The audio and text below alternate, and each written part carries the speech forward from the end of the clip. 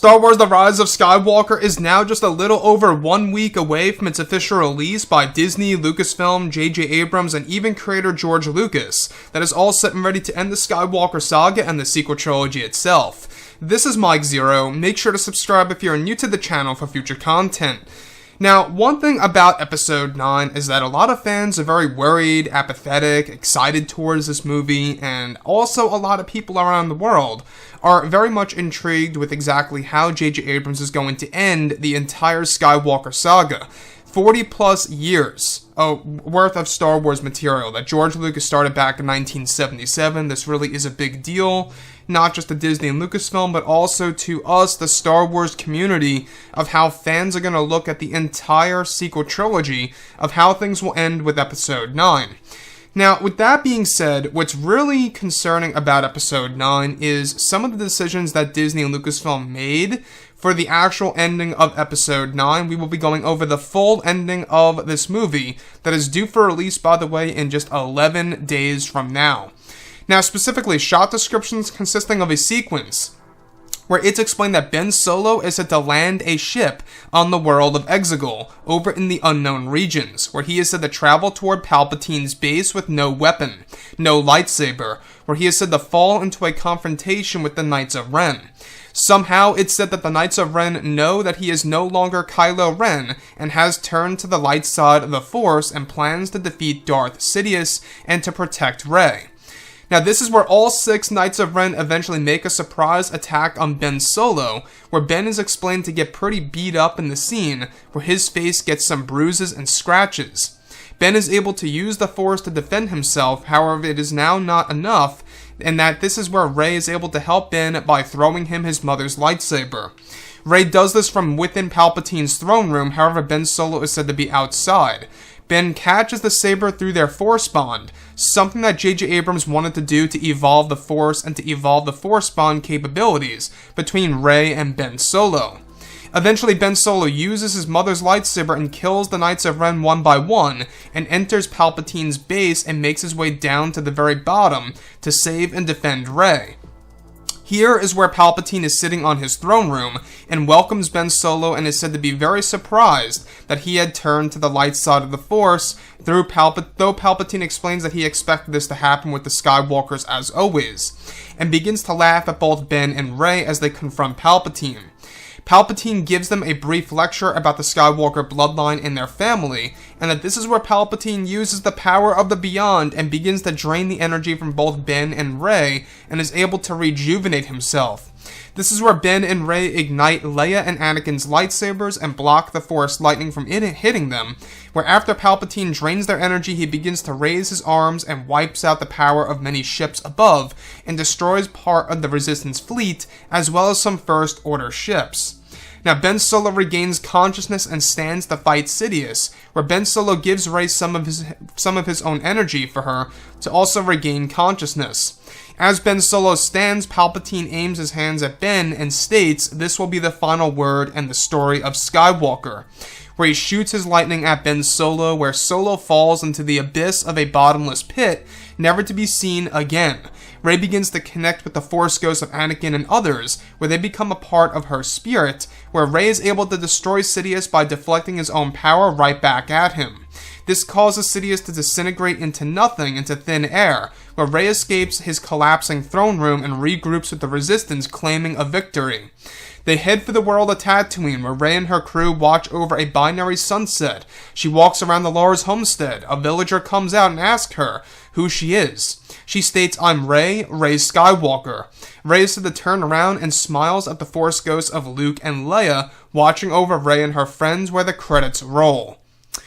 So let's go over a couple of parts about this, and as to why I think a lot of fans out there are going to have an issue with the ending of Episode 9. I know I sure am going to. Of course, there are elements of this that sound like it could very well be promising to others, but to me, I think that there are a lot of decisions in here that are really going to not work well with a lot of fans.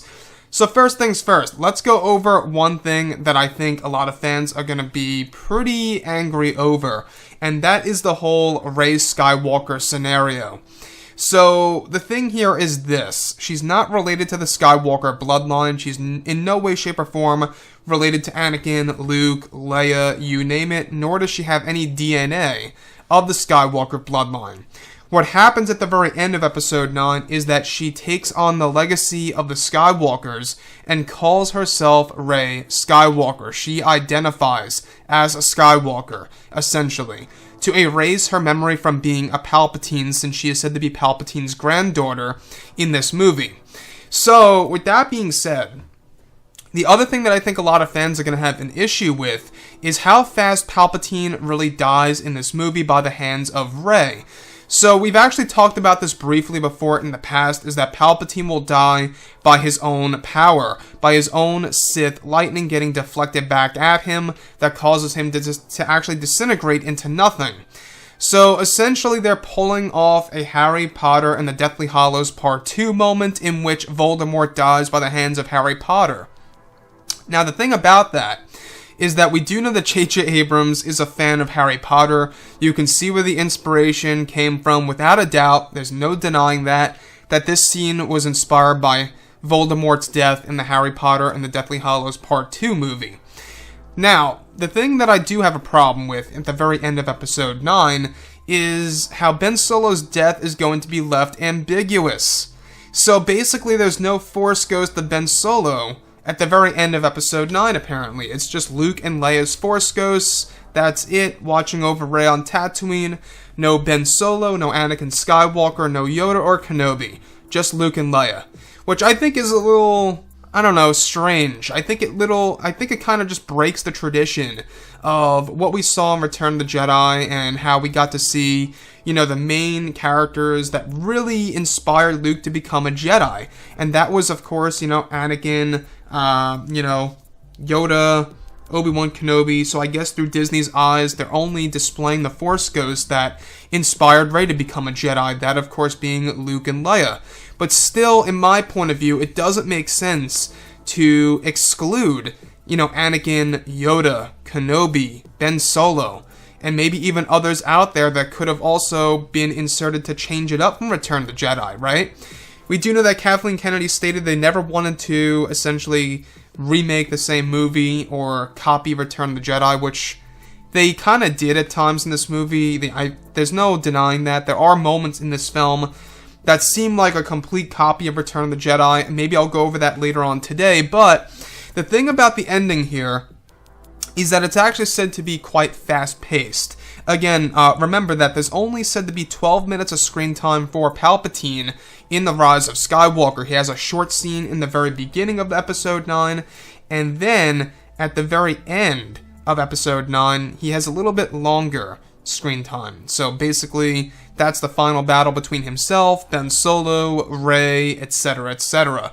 Now, the Exegol planet is said to be the destination in which the Knights of Ren meet their demise, which I think might be the stronger element of the ending of Episode 9, is actually watching Ben Solo actually getting some real action. Again, we've seen a lot of Kylo Ren, but we've never seen a lot of Ben Solo, right? So that's one thing that I think a lot of fans are going to like, is that we're going to see Ben Solo using his mother's lightsaber, a blue lightsaber, striking down the Knights of Ren outside of Palpatine's base, and that all happens before he makes his way to defend Rey and to save Rey from Palpatine's manipulative ways. So, the thing here is this: Disney and Lucasfilm, they really want to make the ending very fast-paced, very action-packed, and a sequence that's going to evolve the Force bond between the two, where Rey is able to throw the lightsaber through space and time, where Ben Solo is able to literally catch it above the surface of Exegol, when Rey is below the surface of Exegol, if that makes sense. So that's very interesting that J.J. Abrams is evolving the Force bonds in The Rise of Skywalker. So, with that being said, I would really love to hear what each and every one of you out there have to say about the ending of this movie, everything that comes in between Palpatine, Rey, Kylo, Ben Solo, the Knights, Luke, Leia, you name it.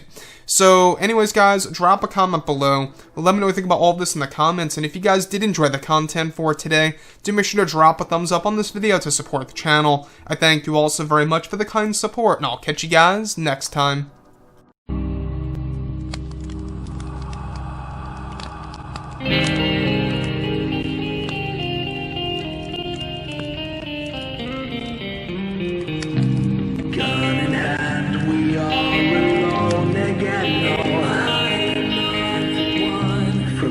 Simba